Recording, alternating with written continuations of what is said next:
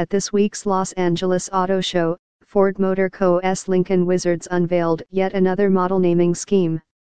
It ditches the alphanumeric nomenclature popularized by Germany's Big Three in favor of such post-war favorites as Continental and, the Jules Verne-inspired Nautilus. House writes, photo, James Lipman.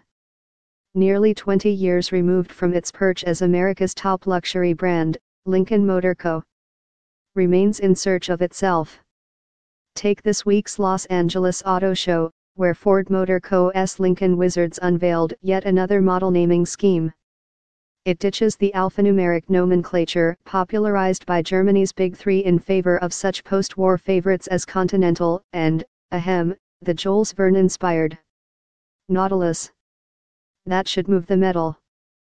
This Back to the Future move has the early 2000s written all over it. Recall the Luxo SUV named Navigator, the Explorer-based Aviator, the mid-sized Zephyr and the F-Series derived Blackwood pickup that answered a question almost no one was asking.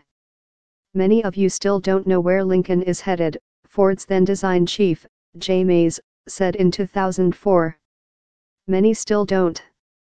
Back in the Premier Automotive Group days, when BMW wunderkind Wolfgang Reitzel held all the keys to Ford's stuck luxury stable of Volvo, Jaguar, Land Rover and Aston Martin, Lincoln would be the American luxury brand that would use scale and engineering cred to beat the Germans at their own game. The Blue Oval would bet $2 billion to develop a world-class architecture that would underpin 3 vehicles the Bavarians would envy. But Lincoln only got $670 million for a refresh before the Ford's North American business imploded, capital grew scarce, the grand plan for Lincoln fizzled and Reitzel left.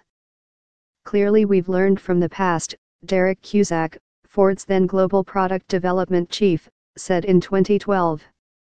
The MKZ is the start of a journey for Lincoln.